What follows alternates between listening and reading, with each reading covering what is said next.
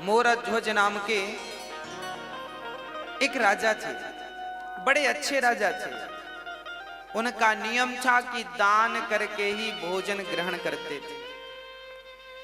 पर याद रखना मेरी मां, हम हिंदुओं का धर्म यह है कि हम जब रोटी बनाएं तो पहली रोटी नियम से गौ माता की निकालें।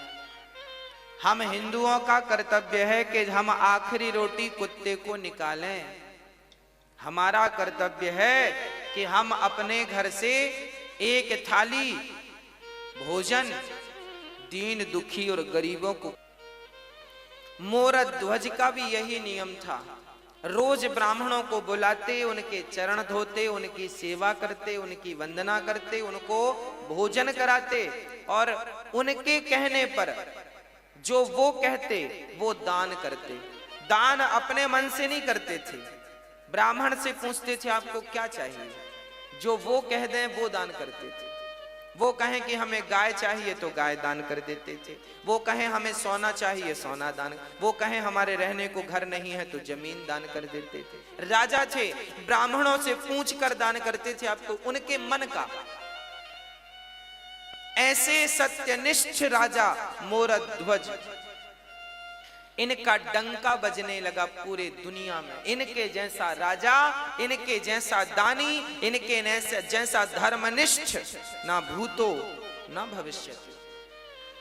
एक दिन जब भगवान श्री कृष्ण थे तब अर्जुन ने कहा, चूंकि धर्मराज युधिष्ठिर ने यज्ञ किया था, उस यज्ञ में सबको भोजन, लाखों लोगों को भोजन कराया था और इतना दान दिया गया था कि ब्राह्मण लेकर जा ना सके, कुछ छोड़कर चले गए। एक दिन अर्जुन ने बड़े अहंकार से कहा कि कन्हैया, आज तक मेरे भैया जैसा यज्ञ और दान आज तक किसी ने किया है?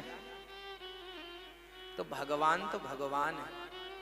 जब अर्जुन ने कहा कि मेरे भाई युधिष्ठिर जैसा यज्ञ, इनके जैसा है कोई धर्मात्मा दानी, तब भगवान मुस्कुरा के बोले, अर्जुन तुम्हारे भाई का नाम तो दानियों में सबसे नीचे है।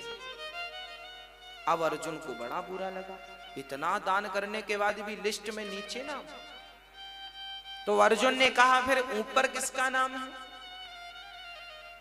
भगवान ने कहा, आप अर्जुन को मत सुनो, अपना काम करते रहो। नहीं प्रभु बताओ ऊपर नाम किसका है? तब भगवान ने कहा, सबसे ऊपर नाम है मेरे प्यारे भक्त मोरध्वज का। अर्जुन को बड़ा बुरा लगा।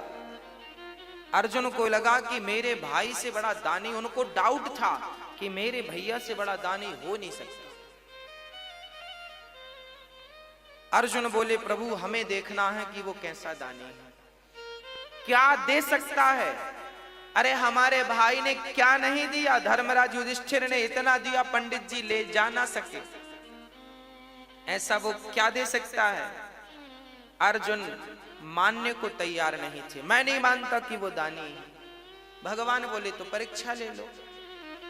भगवान ने कहा ले लो। अर्जुन ने कहा आपके सहयोग के बिना परीक्षा संभव नहीं है। तो प्लान बनाया गया, यमराज जी को बुलाया गया, यमराज को शेर बना दिया गया, तुम शेर बन जाओ। बूढ़े शेर, दांत टूट गए सारे, और अर्जुन ब्राह्मण बन गए और भगवान श्री कृष्ण भी ब्राह्मण बन गए। दो पंडित जी और एक शेर, तीनों चले मोरध्वज के द्वार पर। भिक्षाम देही, भिक्षाम देही, हे राजन हमें भिक्षा दो। तुरंत राजा दौड़कर आए, ब्राह्मण आइए आइए आइए, स्वागत है, मेरे तो भाग्य खुल गए, आप जैसे दिव्य ब्राह्मणों का पदार्पण घर में हुआ। आए, मोरध्वज ने चरण धो करके, ब्राह्मण घर में कभी भी आए तो अपना अहंकार त्याग करके उसके चरण धोकर उसको अंदर ले जाइएगा। जब उसके चरण धोकर अंदर ले जाएंगे तो आपके सारे समस्त पाप नष्ट हो जाएंगे। चरण धोना परंपरा रही है हमारे यहाँ। एक बहुत बड़े कोई व्यक्ति थे, ज्ञानी, वो भी ब्राह्मण थे। उन्होंने अपनी बेटी की सुंदरता देखी तो एक सुंदरता देखकर एक लेख लिख दिया, मेरी बेटी इतनी सुंदर है, इतनी सुंदर, इतनी सुंदर। जैसे ही वो अपनी बेटी की सुंदरता का निरूपण अपने एक ग्रंथ में कर रहे थे, तभी उनको कोढ़ का रोग हो गया। ब्राह्मणों को बुलाया, भाई हम तो देखो बेटी के ऊपर ये ग्रंथ तैयार कर रहे हैं, बेटी कितनी सुंदर है, लोग पढ़ेंगे, हमें कोढ़ क्यों हो गया? तब ब्राह्मणों ने कहा कि बाप थोड़ी बेटी की सुंदरता का वर्णन कर सकता है। अरे सुंदरता का वर्णन तो पति कर सकता है पत्नी की, मेरी पत्नी ऐसी सुंदर है। आप क्या तैयार कर रहे हैं ग्रंथ? आपको उसी पाप से रोग हो गया है, अब ठीक कैसे होगा? बोले सारे ब्राह्मणों को बिठाओ, इनके चरण धो और इनके चरण के धोए हुए जल से स्नान कर लो, अपने आप आपका रोग ठीक हो जाएगा। जब ब्राह्मणों के चरणों के धोने से स्नान किया, तब उनका रोग ठीक हो गया।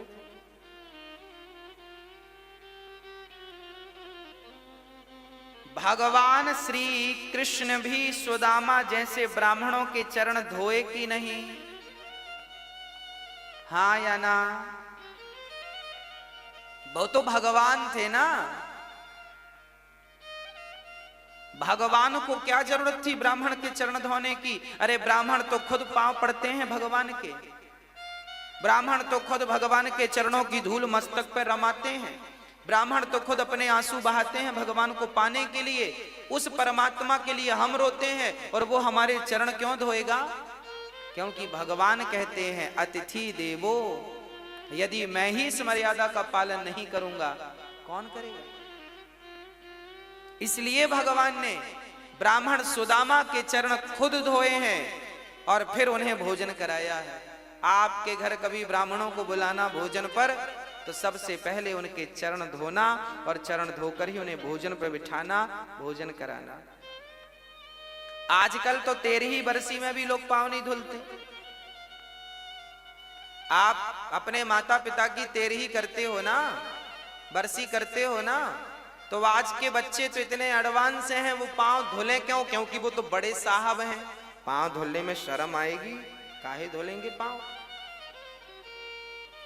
अरे भैया, ब्राह्मणों के चरण को जब आप धुलते हैं तो ब्राह्मणों के चरणों को धुलने में जितना पानी खर्च होता है, वही पानी तुम्हारे पूर्वजों को पानी प्राप्त होता है पीने के लिए रास्ते में।